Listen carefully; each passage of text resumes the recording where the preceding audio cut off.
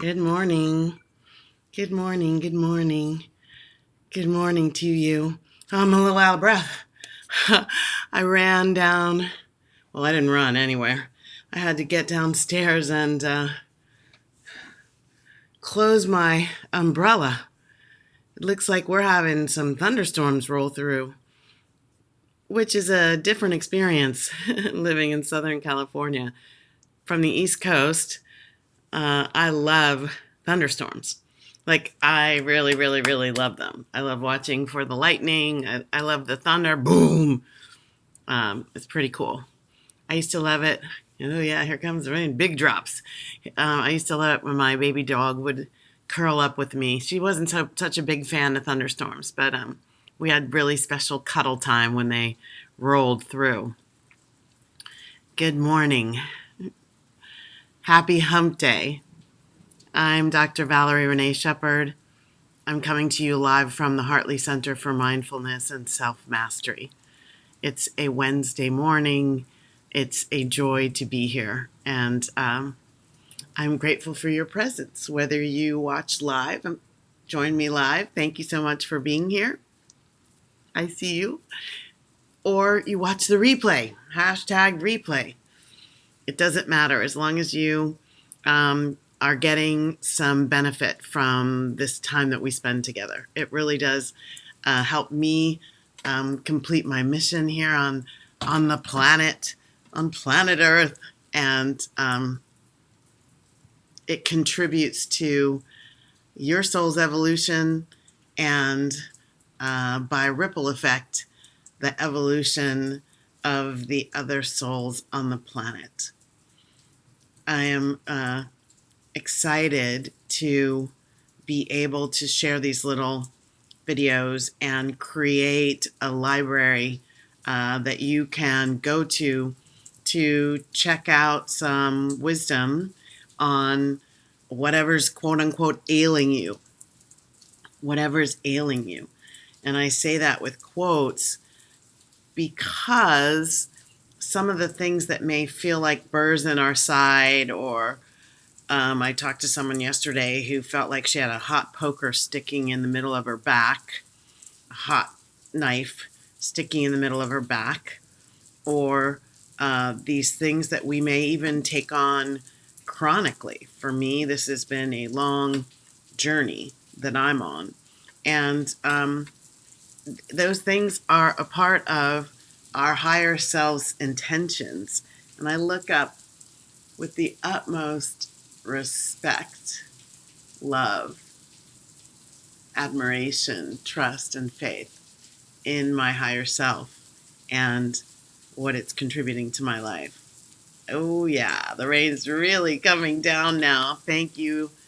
We have a multi-year drought going on here in California, so I am grateful for the rain that's showing up now here, and I call on Spirit, on Mother Earth, to allow this kind of rain in measured form to show up in all the drought-stricken places in the world, on the continent of Africa, in places like Pakistan, all the places that are in such need of this beautiful rain. I intend that it cover those spaces and giving life and healing that only rain can.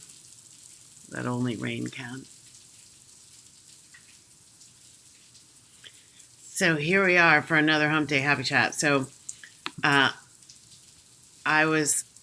watch myself a lot as a way to determine if there's something going on with me that would benefit you from knowing about my process, knowing how I keep the teachings of living happy to be me fully alive in my life, fully contributing to and growing my life. That's what I'm here for. That's the commitment that I believe I've made as a soul being. And so I noticed, I just got back from a birthday cruise. You may have seen my Hump Day Happy Chat from last week, number 189, and on Do I Speak Your Language? And I think that's a really good one to watch right now, especially we're 4 weeks from an election here in the US. Let's just look how we bridge the gap of, do we understand one another? How can we get better at that? So please take a look at Hump Day Happy Chat number 189. And these things come up. I will notice myself having trouble with something, or I'll notice myself getting the benefit of something, or I'll be speaking with someone who has called me with a trouble. And so this one, I notice all around me that I am supported. I'm supported to stay at the vibration that I want. So what does that mean? Supported. It means that, number one, I acknowledge that I don't have it all buttoned up and all together. I do it. I make a conscious choice to do it, to put myself in the energy, in the training, in the guidance, in the collaboration, in the connection, in the community that will strengthen my resolve, that will support me when I've totally lost all of my resolve. And those times happen. That's a part of the density of the human experience. We sometimes lose our way. And so I'm noticing, wow, I've got so many things that support me. So I thought I would talk about that, the energy field that you can create for yourself. So this Hump Day Happy Chat is called Invoking a Talisman to Strengthen Your Energy. And so I want to talk about that. I also want to remind you that this whole mission and vision of mine is around strengthening your self-mastery. Self-mastery defined as mastering you in your life so that you can exquisitely manage whatever your life brings your way. And the way I got onto this topic is because my life is bringing my way a number of things that feel challenging. Some of them have felt challenging for a really long time, and I've just been rolling with the punches, evolution of that experience. There are things within that experience that come up and that are changing, and I'm dealing with those. And the support that I create, I'm going to say it again, that I create is what's helping me do my best. It's what's helping me feel peace at the end of the day. It's what's helping me when I don't feel peace to trust that it is only for this moment, these moments, not forever. And to remind me that there is always, always, always more possible than what I'm experiencing or expressing in the current moment. The most important part of this is I am supporting myself. I'm supporting myself. You have to make the choice to do what it takes to keep you in the vibration that serves you the best, that helps you to move forward toward that which you intend to have, hold, be, express, demonstrate as you in your life. Your life is only about you. Although the world may want you to think it's about a whole bunch of other things, it's really about you. It's about your spiral into your highest self. It's about your evolution of your consciousness. It's about how you change the lens through which you see things, how you open yourself up to feel what is coming to you, what is wanting to be held by you, what is wanting to be expressed by you. That's what your life is about. And how you embrace it can make all the difference. So in this idea of self-awareness that is a part of self-mastery, the self-awareness is enough to say, maybe I'm not really evolving this aspect of me, this aspect. Maybe my ability to even love myself is really beaten down and I don't know where to find it. Maybe my ability to be humble hasn't been activated. It's a latent ability within me that I would like to encourage more of. Maybe I'm at a chapter in my life where there's a lot more solitude. There's a lot less time with family and friends. And I don't know how to be that person who is in that time, that chapter of her life. And so, what might support me as I travel in a more solitary experience and expression? And, one of mine was, I'm really good at loving my dog. I'm not at unconditionally loving my dog. I'm not so good at unconditionally loving human beings. That was a true one for me. A true one for me. That I've had to go on the inner path to release judgment and anger and resentment. And in the self-love realm, releasing guilt and releasing shame. And so this idea of a talisman or an animal totem. So a talisman is defined as an object. So an object that's inanimate, that is somehow imbued with or ascribed with spiritual powers, some cases magical powers, in many cases there are talismans associated with religion that can help one heal, can protect one from harm. Talismans are often small enough to be carried with you, so they go with you. I've got my mala here with the tree of life on the end of it. I don't know if you can see my tree of life. I'm not really good with this. There we go. The tree of life on the end of the mala. They did not come together that way. This mala was made for me by a friend who had come back from a pilgrimage, and I added the tree of life, which I got on my pilgrimage in France. I bought it in Rennes-le-Château because I wanted the energy of the tree of life and Rennes-le-Château. You can also install them in architecture. In the Jewish tradition, there's a talisman. I don't know if the Jews call it a talisman, but I think of it as a talisman outside the door. There are a number of ways that you can use this energy, and it doesn't have to be associated with a religion. You can, however, adopt one, even not being Jewish. I have a talisman outside my door, and it talks about blessing all that come into my home. And since I come into my home, I want to be blessed as well. And I have one on the way out that protects me, reminds me of who I am. So what's the whole deal here? The deal here is around raising your vibration and personally invoking the energy that is required, that you determine is required.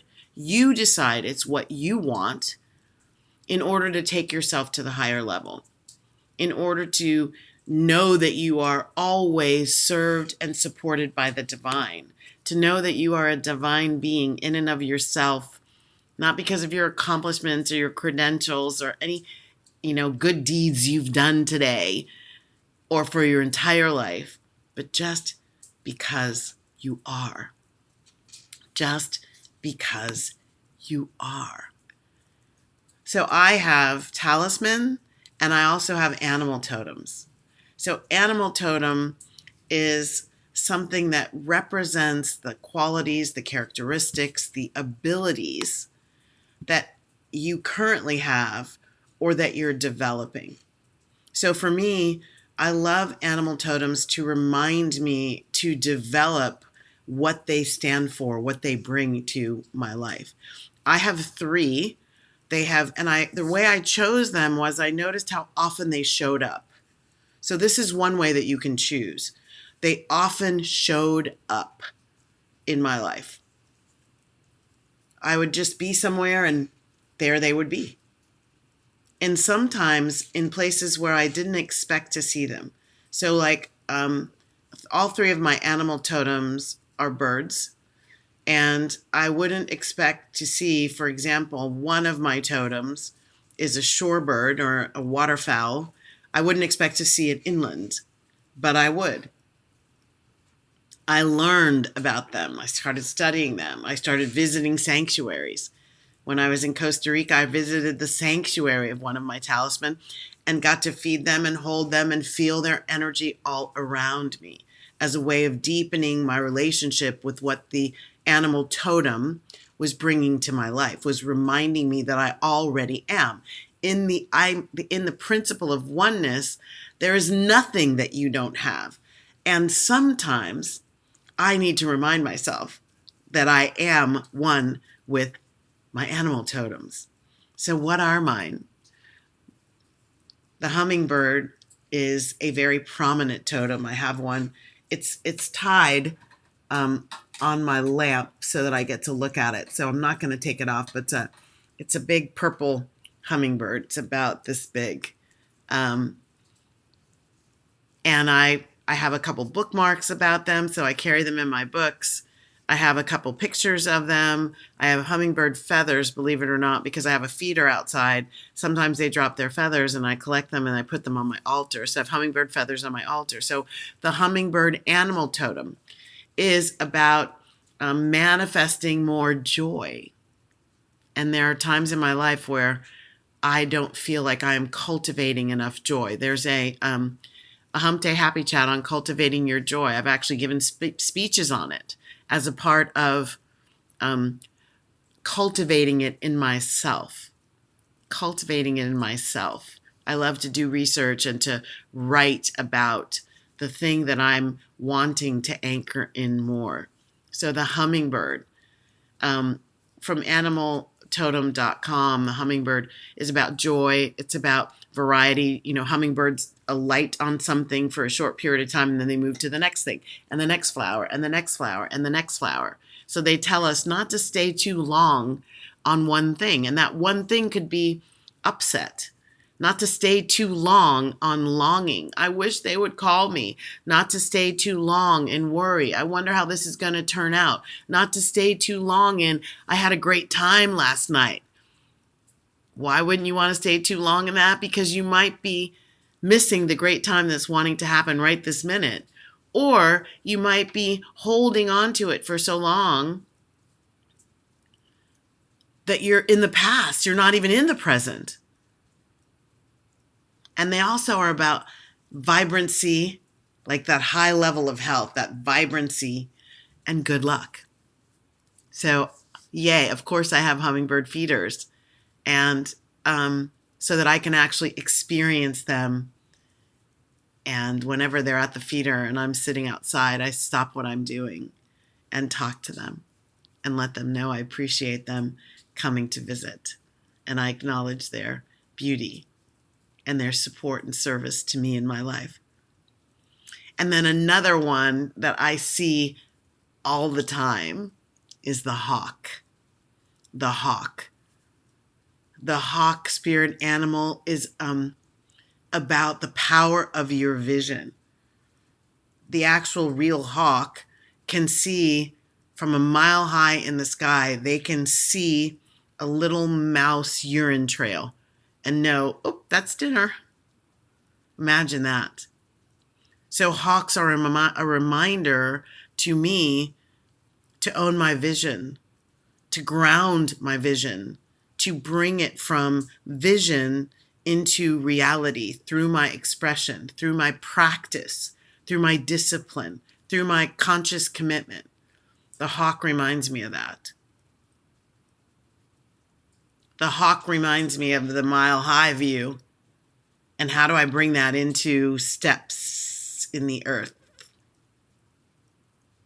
I see them everywhere. Everywhere. I feel like they came just to speak to me. I don't care. I'll be on a golf course and a hawk will land picking up something And I'm like, yeah, they don't care about all these other people. They just came to talk to me. And I have a conversation with them. When I'm driving, I'll wave to the hawks that are on the light posts. I create a relationship with my animal totem as a way of bringing the energy of that totem into me. I am one with that. And then my last totem is the heron, the great blue heron. And what I love about herons, besides the majesty with which they just stand and walk, and that caw that they have is just, it's so distinctive. I can tell when I'm hearing a heron, even though I don't live where herons live. But when I'm in places where the shore is near, they are there. Actually, when I lived in Decatur, Georgia, I lived on a lake, and there was a heron. There's a path around the lake Maggie and I would walk, and I was absolutely positive this heron followed us around the lake. It would be in one tree, and then it would follow us to the next tree, and then be in the next tree. And how did I know? Because I would hear it caw. And it was amazing. In the morning, I'd sit on my deck, and there's the heron across the lake on a tree making a noise, almost like it was saying, I'm here with you. Remember, I'm here. You are not alone, Valerie. And this was when I first moved to Georgia, and I was about to start a new assignment, a new job. And I was in the space of, when something new is, am I going to fit here? Is it going to work? Is God with me? Am I safe? I don't know if I can do this. And there was the heron.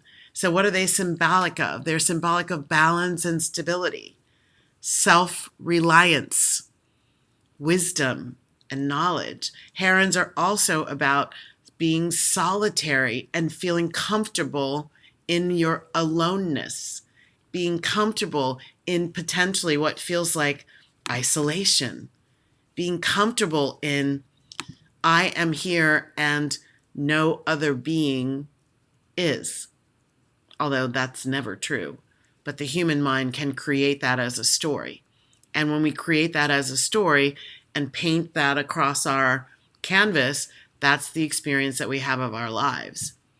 And so when I got into that space for myself, I'm here by myself. I don't know if I'm going to fit there. Everybody else is already friends. When I got into that element of myself, I reminded myself, no, that's not true. Lovely story I'm creating. Where's that coming from? Some wounded place inside me generates these doom and gloom stories. So I use the energy of the heron to remind me of the beauty and the majesty that can be in self-reliance, and also the wisdom that can come from expression and standing in the knowledge that one gets in that stable, self-reliant place. I have talisman all around me in my office. So here's one of my favorites. I got to hold this so you can tell it. It's a heart. So this is rose quartz. This is a raw form of rose quartz that I got for myself. This one was a gift. And this gift sits here with me, and I take it with me because it was given as a part of the private ceremony, the second ceremony that no one was invited to which no one was invited, with my hooding ceremony from when I got my PhD. And there was a private ceremony the next day out at Lake Mead in Nevada with a couple of spiritually precious people to me, Reverend Dr. Kimberly Maroney, who is the chancellor of Gateway University, and Dr. Karen Tax, who sits on the board, and Loretta Shepherd Hurst, who is my mom. And this was a gift from Reverend Dr. Maroney as a part of a ceremony that we did there, a private ceremony. And rose quartz is all about healing. It's a healing crystal, and it's a stone of unconditional love, a stone that supports me in remembering that I am unconditional love, and that being unconditional love requires me to be a certain way, that I'm not always strong at, that I'm not always accomplished at, that I don't always do very well. And this talisman, especially when I'm sitting here in this energy of speaking to you, this talisman reminds me to open my heart and to fulfill my commitment and my intention to see everything through the eyes and the heart of love. The most important word being unconditional love. So for millennia, people have found peace, they've found solace, they've found strength, they've found support in objects of significance. Objects of significance. You will read about ancient Egyptians who used stone tablets for healing. They were healing talismans. You'll read about the Greeks and the Romans who used lead talismans to communicate with the spirit realm. You will learn, you can look up so many different cultures that use talismans. In African and indigenous cultures, feathers, I have the feather of a bluebird here. I've got hawk feathers, feathers as a reminder of the animal spirit's energy being imbued with us. You'll find that in indigenous cultures, stones, crystals. It's been around for millennia, and you can reconnect to it by just reconnecting to it. So talisman can also be created. You can make a talisman. You can turn something into a talisman. They are usually easy enough to be worn or carried. You could mark it with symbols to bring the owner's dreams into reality, to imbue this, whatever you're creating, with the symbolic meaning of what it is you're wanting to activate in yourself. It's easy. It's easy. So here's the thing. I'll give you some guidance on how to do this. It's really simple. When you are first calling yourself into the space of, I would like the support. I'd like some additional support, and I'm going to give it to myself using a talisman. So that's an inanimate object or a totem, an animal totem. So the first thing, always first step, breathe. So you breathe in that idea, that intention. I'm serving and supporting myself. I'm serving and supporting myself. Wow, even that is beautiful energy, especially when we feel abandoned or alone. I am serving and supporting myself. I am. And then decide what are the energies that you want to imbue. What are the energies that you want to strengthen? What's your deepest intent? So with me, when I was wanting to strengthen my unconditional love for myself, first and foremost, and for others, it was, my deepest intent was so that I can be a carrier wave of that energy everywhere I go. In the darkness, I can be the light. In the light, I can be the beacon. I intend that I am now creating in myself the pillar, the vessel that carries unconditional love and holds everything that is not that in order to transmute it. That's spiritual alchemy, turning that which is dark into light by bringing the light as me wherever I go. That was the intention behind this. I want to be more love. How do I do that? All the time. And so these little things that I carry with me, and they're in my bedroom, my chamber, I call it my private chamber. They're on my altar. They're in my living room, and I carry them with me when I travel. I actually have I call it my traveling altar, aspects, elements of my altar that are important to go with me wherever I go. So you decide, what is it that I need right now? I need more energy around it's okay to be alone, and to allow myself to drop into the aloneness to see what it has for me. What's the gift in aloneness for me? Not for everyone and not for always, but maybe right now, maybe just right now. And right now could be the momentary nature of a month or the momentary nature of 7 years. Longer, shorter, anywhere in between. But right now, what is it that you are calling for as you support yourself to spiral into your highest and best self? This is part of your self-mastery. What is it that I feel is needs to be activated more? It's not missing from you. You're not trying to find it. I guarantee you everything you need is already endowed in all of us. That's the truth, in all of us. So if you're not seeing it, you're not feeling it, you feel like you're missing it, it's not that it's left you. It's that you need to activate it, that it's a latent aspect of you, a sleep aspect of you. And when you put your conscious intention on it and you consciously choose, I am going to awaken this aspect of me. The first step in the 4-step living happy to be me process is wake up to the truth of who you are. Wake up to the truth of what you are. An integrated spiritual human person. So you're not looking for this thing because that the talisman is going to give you. The talisman is an everyday reminder. The animal totem is a periodic reminder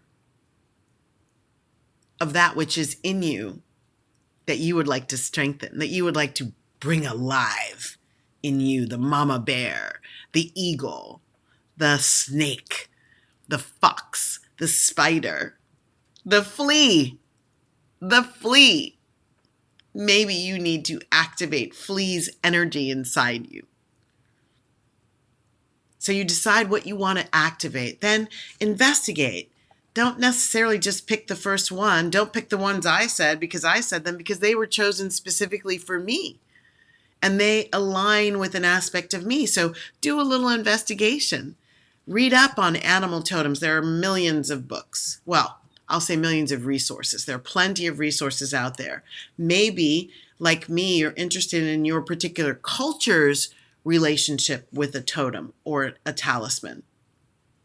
So you might want to specifically focus on Native American cultural significance of an animal totem or a talisman. I like to look at African indigenous culture relationships. Others are very interested in South American native indigenous peoples' culture. So you get to pick. It's up to you. It's all about you. This is that healthy and delicious selfishness that I talk about. Doesn't matter what anyone else chooses. You're choosing for yourself. So you investigate the significance and you investigate how the feel into how they align with the aspects of you. So you might want to hold it if you can. You might want to smell it. You might want to hold it up to your heart or on your solar plexus or on your womb. You might want to put it near a chakra. You might want to sit with it for a little while. Like when I go to a store to buy a crystal, I usually sit with them for a little bit. I might put them on my third eye and see if I feel an opening. I might put them on my 5th chakra.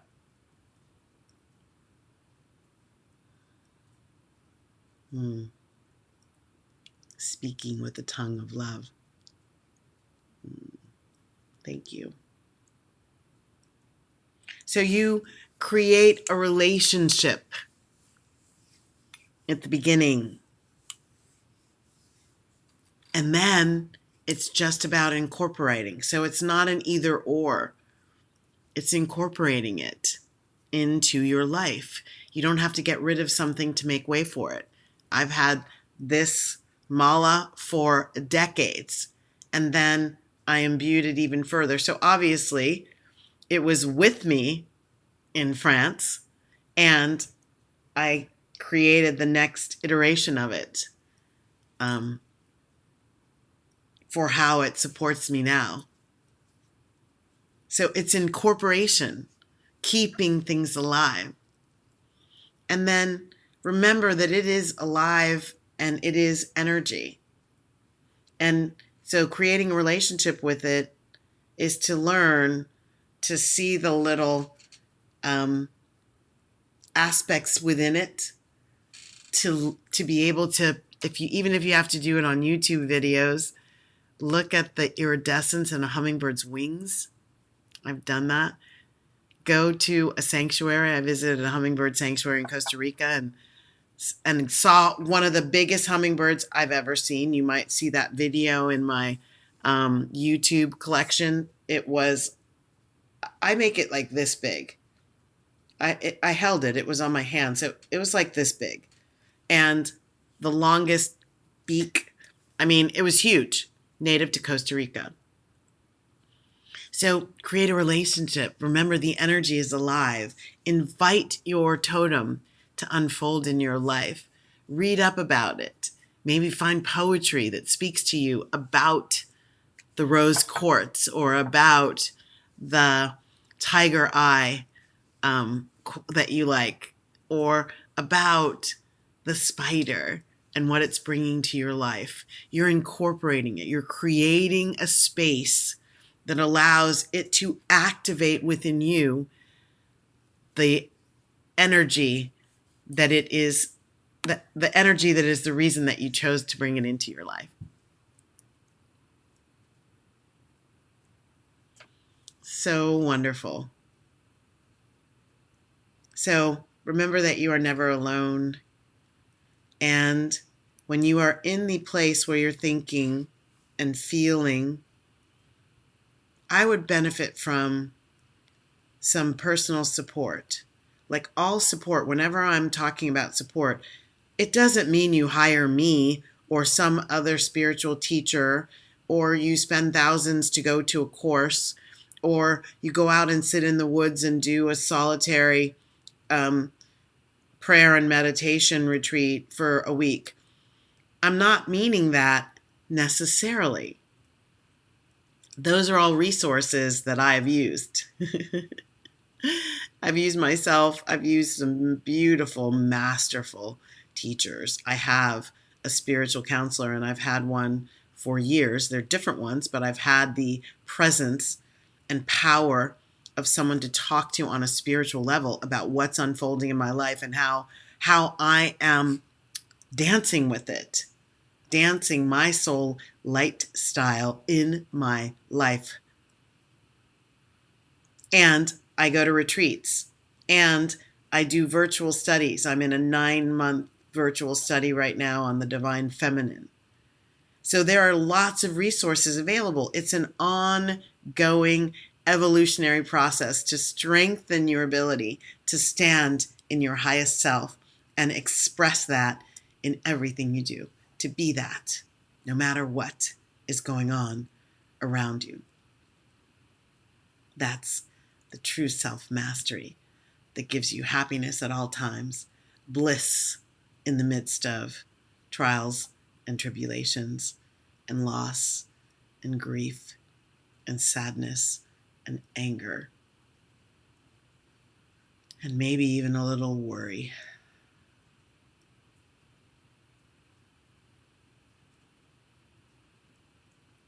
So thank you for joining me for today's Hump Day Happy Chat. I'm Dr. Valerie Renee Shepard, and this has been a joy and a privilege for me. And I always close the Hump Day Happy Chat with the Karanaya Metta Sutra, which is the prayer of loving kindness from the Buddha. May all beings be peaceful. May all beings be safe. Saying special prayers for those in harm's way, especially because of natural disaster and human proclivity for power.